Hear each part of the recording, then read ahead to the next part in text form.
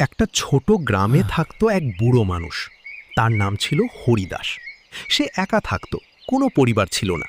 প্রতিদিন সে জঙ্গলের ধারে গিয়ে কাঠ কেটে বাজারে বিক্রি করত। একদিন হরিদাস জঙ্গলে কাজ করতে করতে হঠাৎ একটা বাঁদরকে দেখতে পেল।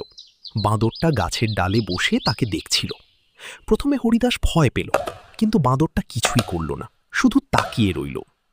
পরের দিন আবার সেই বাঁদর এলো। এবার সে গাছ থেকে নেমে হরিদাসের কাছে একটা ফল এনে দিল।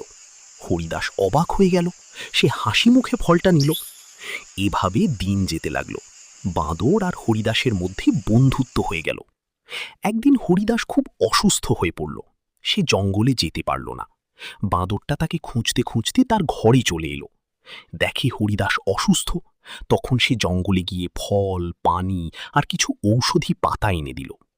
কয়েকদিনের যত্নে হরিদাস সুস্থ হয়ে উঠল। সেদিন হরিদাস বুঝল, বন্ধুত্ব